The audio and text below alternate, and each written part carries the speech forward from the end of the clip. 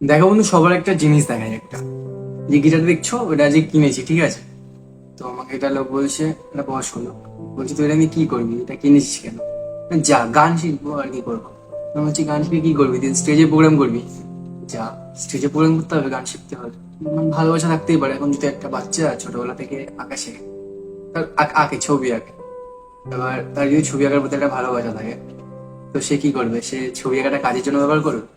তার ভালো লাগে সেটা, তার শখ সেটা, তাই না? তো এটাকে তাদের কে বোঝে? মানুষ কতদিন বাঁচে তা তোর জ্ঞান নেই, বলো? 60 বছর, 65 বছর বললো। তো এইটুকু তো সময় খুবই ছোট।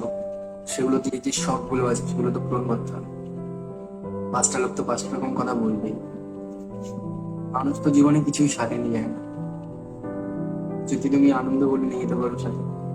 দেখো, তুমি জীবনে বাড়ি গাড়ি যাই বানাও, ঠিক আছে, তুমি কিন্তু কিছুই নিয়ে যেতে পারবে না। টাকা পয়সা যাই জমাও, তুমি কিছুই সাথে নিয়ে যেতে পারবে না। তুমি কেন, কেউ কিছুই সাথে নিয়ে যেতে পারবে না।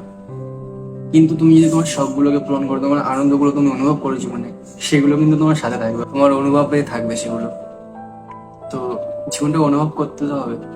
সবসময় যদি তুমি খেটে যাও, তুমি যদি সবসময় রোবট, তুমি তো মানুষ, তুমি তো রোবট না। তোমার সব ইচ্ছে সবকিছু আছে, সবারই আছে, কিন্তু বোঝে না অনেকে সেগুলো। অনেকে সেগুলো নিয়ে ভাবে না। তারা তাদের লাইফটা যেভাবে পার করেছে, তারা চায় বাকিদের লাইফটা সেভাবে পারো।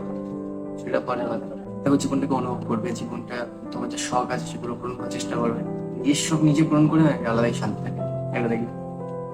তো যদি তুমি তোমার ভালো লাগাগুলো স্যাক্রিফাইস করো, তোমার শখ গুলো স্যাক্রিফাইস করো। কিছু ভালো লাগা স্যাক্রিফাইস করতে হয়, কিন্তু সবকিছু না। যেমন আমি কিনেছি গিটারটা, আমি কিন্তু কোনো প্রোগ্রামের জন্য বা কোনো স্টেজে কিছু না, আমি কিছু করার জন্য নিই। আমি ভালো লাগে। এ কথাই বললো, জীবনে কেউ কিছু সাথে নিয়ে যায় না। জীবনটা যতটা আনন্দ তোমার দরকার, তোমার মন যা চায় তুমি সেটা করবে, চেষ্টা করবে সেটা করার। জীবনটাকে অনুভব করো। তো আবার দেখা হচ্ছে নেক্সট ভিডিওতে। আজকে এটুকুই শেয়ার করলাম তোমাদের সাথে। Good bye.